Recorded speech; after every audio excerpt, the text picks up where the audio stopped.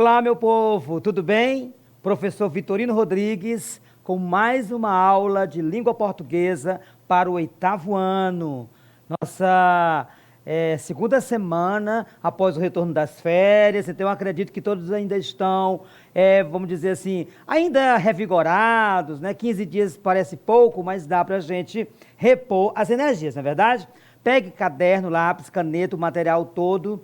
Anote as dúvidas que tiverem para levar ao seu professor. Bacana? Bom, vamos trabalhar hoje o gênero entrevista. Nós começamos a trabalhar esse gênero na semana passada e vamos dar continuidade. Agora, qual habilidade nós vamos trabalhar na aula de hoje? Essa que vocês estão vendo agora. Identificar as marcas linguísticas que evidenciam o locutor e o interlocutor de um texto. Ora, professor, locutor, interlocutor, marcas linguísticas, eu lembro que eu já trabalhei isso, eu já estudei isso há algumas semanas, mas eu não lembro. Não tem problema, é para isso que eu estou aqui, é para lembrar você, né, dessa habilidade, como desenvolvê-la. Bom, então vamos nós. Marcas linguísticas que evidenciam a presença do locutor e interlocutor. Marcas linguísticas são marcas da língua. É como é que você reconhece a presença do locutor, ou seja, do emissor, da pessoa que está escrevendo o texto, e como você identifica a presença, através da linguagem, do interlocutor, ou seja, o leitor, para quem você está escrevendo aquele texto. Tudo bom? Ficou claro? Então vamos lá, há marcas linguísticas, quer dizer, linguagens específicas que identificam os interlocutores, ou seja, as pessoas que interagem em um diálogo, emissor, quem emite, ou seja, o locutor, né? E o receptor, ou seja, quem recebe, para quem eu estou mandando a minha mensagem, com quem eu estou dialogando. De acordo com cada tipo de falante, então se nós temos falantes no nível, vamos dizer assim, da universidade, o nível acadêmico, eles vão ter uma maneira de falar, né? Se nós temos amigos num bar, numa situação informal, também haverá uma outra forma de se comunicar. Se é pai e filho, se são os amigos, na broderagem, as amizades, também tem uma outra forma de se comunicar. Então é isso que nós vamos perceber ao lermos o texto. Quem está escrevendo aquele texto, a presença daquela pessoa e para quem está recebendo. Tá? A situação, às vezes, nós temos um registro formal da língua, nós sabemos utilizar as regras gramaticais, todas com perfeição. No entanto, eu estou na minha casa, eu estou conversando com meu pai, com a minha mãe, uma situação totalmente coloquial, então eu vou utilizar uma linguagem também coloquial. Vamos dizer, tá bom? Então, região, ou seja, se a região, por exemplo, sul, os gaúchos, eles falam de uma maneira. Então, a linguagem, há marcas linguísticas que vão evidenciar aquela região ali, dos gaúchos, ou os baianos, ou os cariocas, ou os paulistas, tá? A idade, os jovens falam diferente dos adultos, dos idosos. Compreende? O jovem fala um pouco mais de gíria, uma linguagem mais solta, mas já, enquanto que os idosos, ou os mais velhos, eles já falam de uma maneira mais formal. Bacana? Bom, nível social também. Então, são várias as situações, as variantes que interferem, né, no registro, né, dessa presença do locutor e do interlocutor.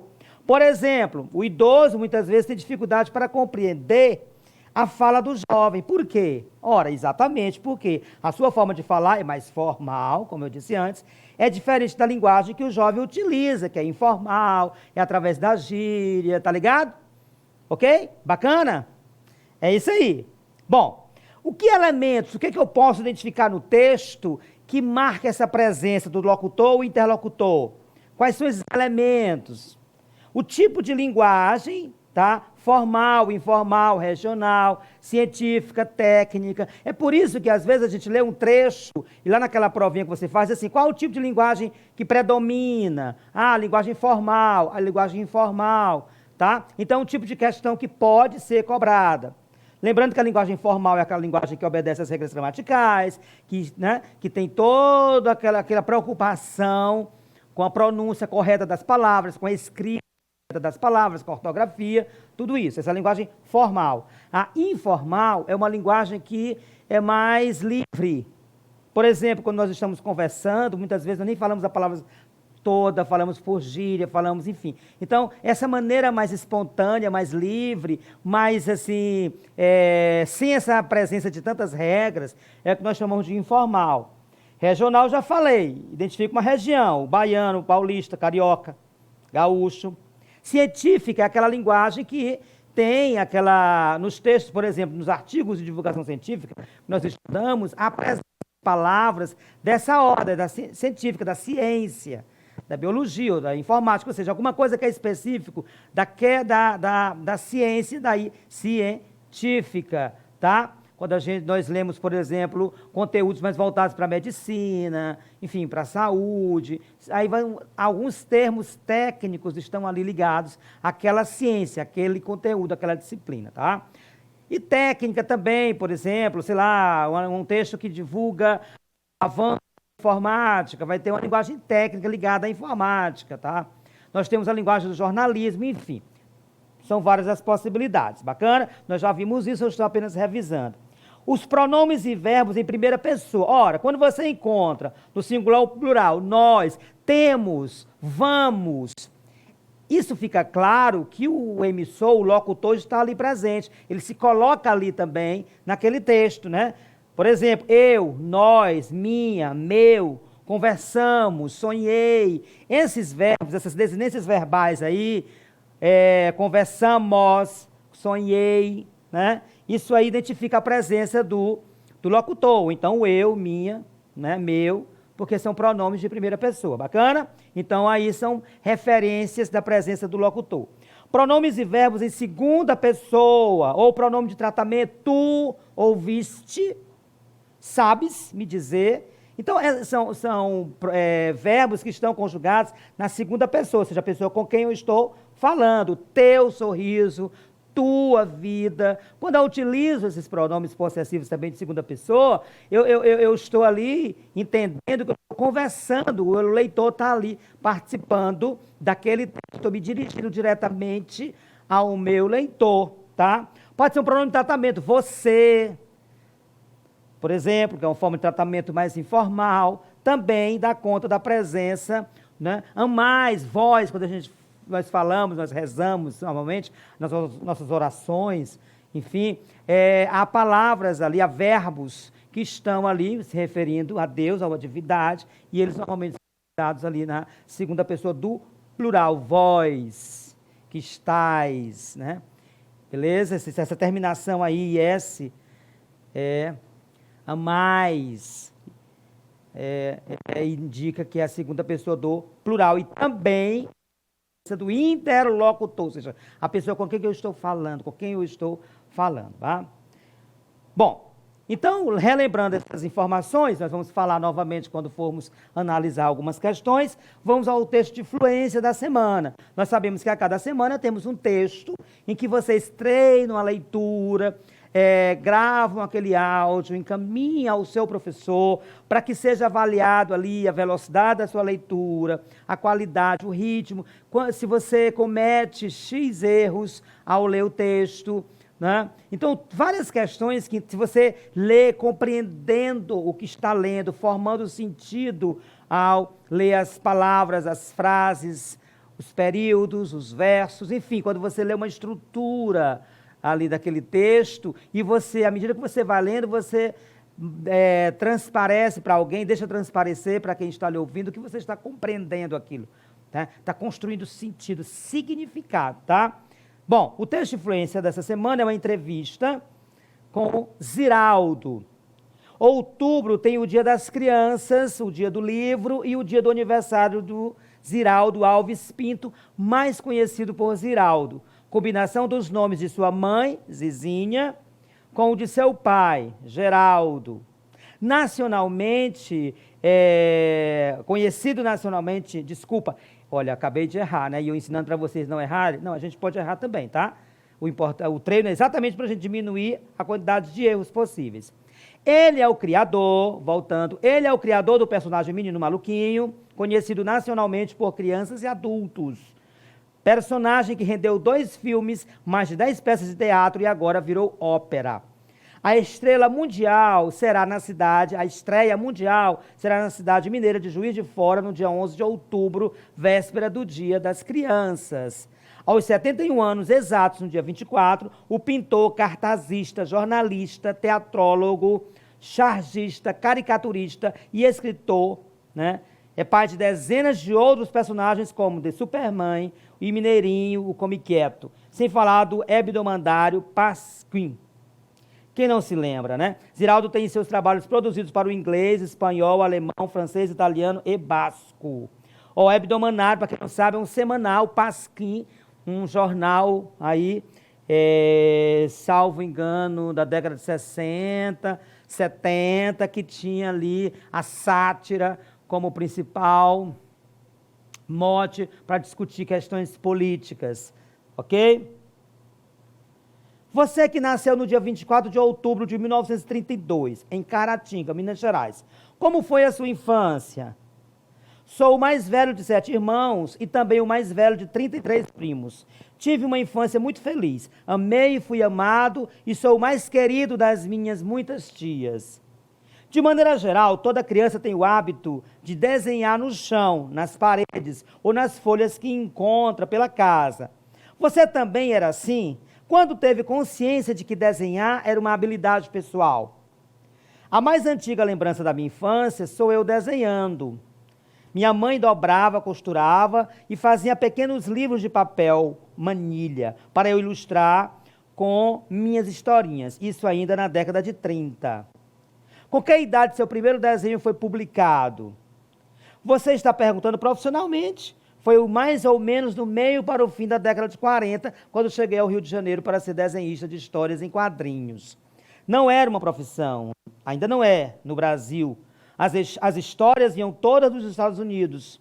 Tornei-me desenhista de agência de propaganda, mas eu queria a imprensa. Virei cartunista, depois chargista político. Escrever para crianças é diferente de escrever para adultos? Tudo que faço é com emoção, inclusive escrever para crianças. Acho que, num mundo ideal, a criança seria o centro de preocupação da sociedade. Não faço proselitismo com meus livros, não trato de temas políticos, não quero fazer cabeça de ninguém nessa faixa de idade. Gosto de inquietar adultos acomodados e despertar as crianças para a alegria e o prazer de ler com desenvoltura. Então, essa é a atividade de influência. Vocês viram aí que eu cometi algumas gafes, alguns erros, tá? É por isso que nós precisamos treinar, ler uma vez, ler 2. Na terceira vez, depois que você leu silenciosamente, lê uma vez em voz alta ali para você, e você grava o áudio para você não só mandar para o professor, mas você próprio se ouvir e perceber exatamente esses erros de leitura, de palavras, a pronúncia correta das palavras, o ritmo correto, enfim, todas essas questões que envolvem uma boa leitura. Bacana? Muito bem. Vamos agora utilizar esse texto para resolver algumas questões e identificarmos aí as marcas linguísticas que evidenciam o locutor e o interlocutor. A questão 1 diz assim: o item que é a marca linguística que evidencia o interlocutor, quem é o interlocutor? Muito bem, é o leitor, é a pessoa para quem eu estou escrevendo. É com quem eu estou dialogando, com quem eu estou conversando. Toda vez que eu escrevo um texto, eu tenho em mente um público. Esse meu público é o meu interlocutor. Então, nós vamos aí ler alguns trechos dessa entrevista do Ziraldo e vamos identificar qual item o escritor, a pessoa que fez a entrevista, evidenciou ali a presença de um interlocutor. Letra A. Tive uma infância muito feliz. O que vocês acham? Tive uma infância muito feliz. Há a presença aí da pessoa com quem ele está falando? A pessoa que disse esse texto? B. Você está perguntando profissionalmente? Você está perguntando profissionalmente? Essa fala, esse trecho, ele está voltado para o interlocutor? Há a presença desse interlocutor aí? Amei e fui amado e sou o mais querido das minhas muitas tias. Observe se você percebe aí a presença do interlocutor e, por fim, Sou o mais velho de 7 irmãos e também o mais velho de 33 primos. Então, nós temos 4 itens e apenas um deles é evidente a presença do interlocutor. E eu quero que vocês me digam. Eu vou dar aí, acho que 10 segundos, se é possível. Vocês estão acompanhando a leitura da questão comigo, então já devem estar mais ou menos com a resposta organizadinha na cabeça. Mas eu vou dar 10 segundos para vocês finalizarem e matarem a charada. Bacana?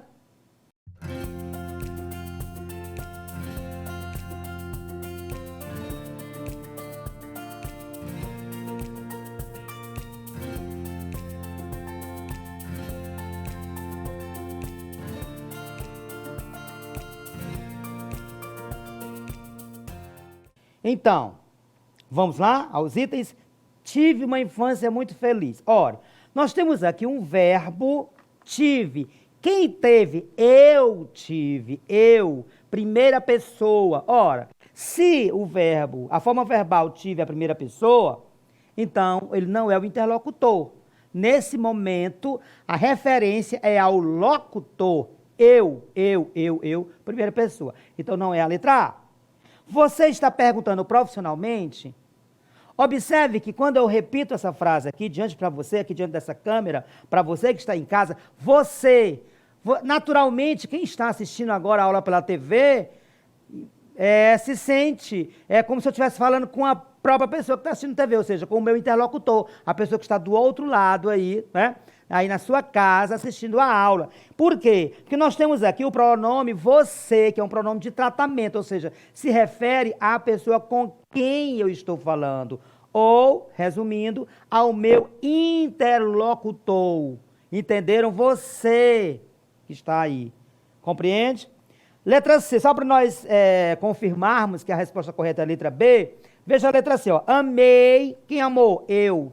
Então, o verbo eu amei, nós chamamos de desinência verbal, essa finalização, ei, amei, fui, eu fui amado, eu sou o mais querido das minhas tias. Então, observe que a letra C está toda em primeira pessoa. A primeira pessoa é o pronome que se refere à pessoa que está falando, ou seja, ao locutor. Por isso, não responde à questão.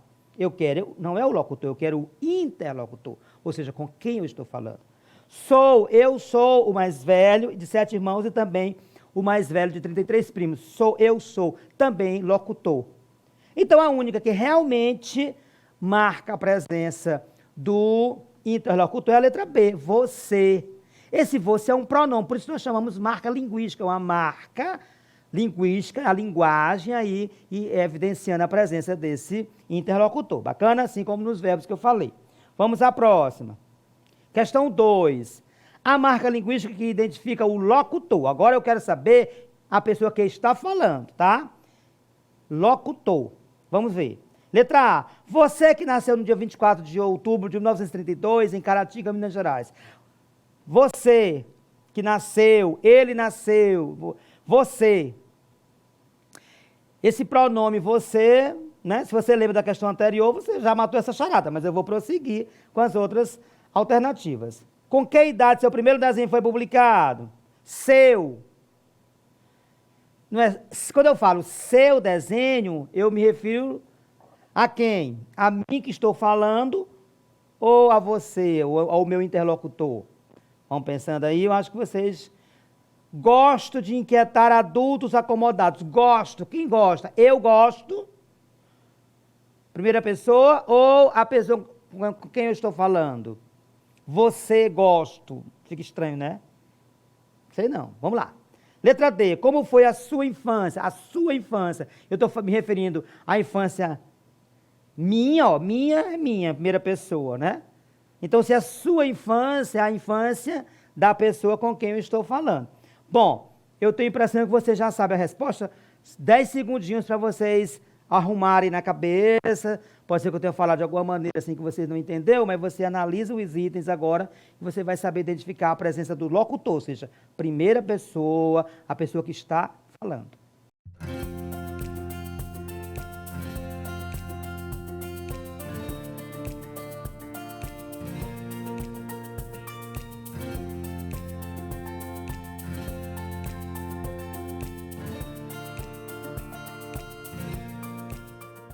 Rapidinho, né? Vamos nessa? Olha só. Você, eu já disse na questão anterior que você é segunda pessoa, é um pronome de tratamento informal, quando eu me dirijo ao meu interlocutor, a pessoa com quem eu estou falando. Então não é a letra A, porque agora na segunda questão eu quero é o locutor. Letra B, com que idade seu primeiro desenho? Seu. Quando eu falo assim, seu primeiro desenho, eu estou me referindo à pessoa com quem eu estou falando. Ou seja, interlocutor também. Então não é a letra B porque ele não quer interlocutor. Gosto de inquietar adultos acomodados. Gosto, opa! Gosto, eu. Primeira pessoa, locutor. Então temos a presença do locutor aí, ok? E a última, como foi a sua infância, também quando eu digo assim, interlocutor, por isso que não é a letra D. A sua infância, eu estou falando com você que está aí do outro lado da tela, que está me assistindo aí da sua casa, ok? Por isso que a resposta correta realmente é a letra C, gosto, eu gosto. Locutor, a pessoa que está falando, bacana? Vamos aqui à questão 3. Leia o trecho abaixo. De maneira geral, toda criança tem o hábito de desenhar no chão, nas paredes ou nas folhas que encontra pela casa. Você também era assim? Quando teve consciência de que desenhar era uma habilidade pessoal? E aí, o Ziraldo responde. A mais antiga lembrança da minha infância sou eu desenhando. Minha mãe dobrava, costurava e fazia pequenos livros de papel manilha para eu ilustrar com minhas historinhas. Isso ainda na década de 30. A questão é, a linguagem utilizada no trecho acima é. Então, naturalmente, que eu vou querer saber que tipo de linguagem foi utilizada, como eu disse lá no início da nossa aula de hoje. Por exemplo, eu quero saber se essa linguagem é científica, tem termos científicos aqui, ligados à ciência. Coloquial, ou seja, aquela linguagem que é utilizada nas situações mais cotidianas, diárias, assim, sem pretensão, sem preocupação com regras. Técnica, será que essa linguagem é técnica, específica de uma área do conhecimento, como, por exemplo, a informática? Ou é formal, ou seja, uma linguagem que, apesar de ser uma entrevista, mas apresenta uma preocupação com a linguagem, com as regras gramaticais, com a forma de escrever, de organizar seu pensamento, utilizando concordâncias, né? Ao escrever, escrever a palavra correta. Então, me digam aí, 10 segundinhos para vocês matarem essa charada. Eu sei que vocês já sabem, né? Mas eu vou dar esse tempinho para solidificar bem a resposta.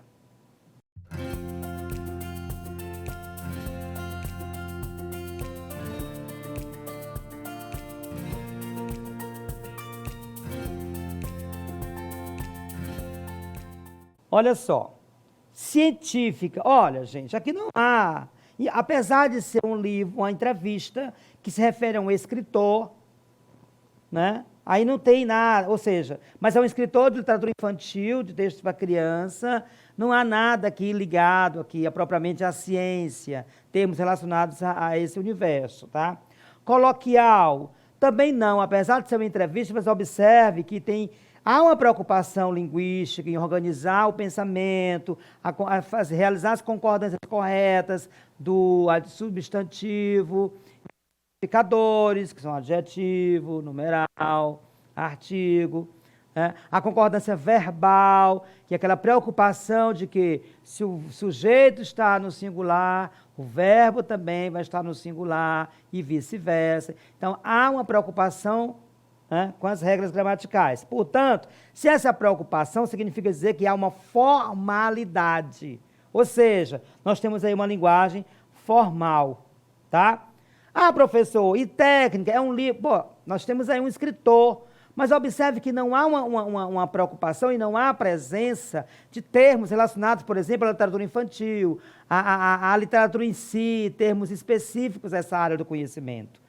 Não, é um escritor e um repórter, mas não há essa predominância, não há essas palavras aí ligadas, né, a com referências técnicas da literatura, por exemplo. Então, por isso que é formal, tá? Vamos ver a questão 4. Nós temos aqui um trecho da entrevista com o Fernando Meirelles, publicado na revista Planeta. Plantar árvores dá mais prazer do que fazer filmes. Planeta. Precisamos mudar de cultura para adequar nossa civilização aos limites do planeta? Fernando Meirelles. Sabemos que precisaríamos de os recursos de 3 planetas para a população atual alcançar os padrões de consumo do primeiro mundo. Esse parece ser o objetivo de todos os governos e habitantes, mas está claro que essas aspirações não cabem no espaço que temos. Apesar de muitos estudos anunciando a falta iminente de minérios, de peixes ou de água potável, nossa sociedade não sabe existir sem crescer. Ou seja, apesar de há toda uma preocupação com essas atitudes politicamente corretas, enfim, mas as pessoas querem crescer. E crescer significa destruir a natureza, infelizmente. Poderia não ser, mas é o que acontece. Vamos ver agora aqui, só uma reflexão sobre o texto. Vamos lá. Planeta, você acha que há empenho em mudar o modelo de vida consumista que temos? Fernando Meirelles.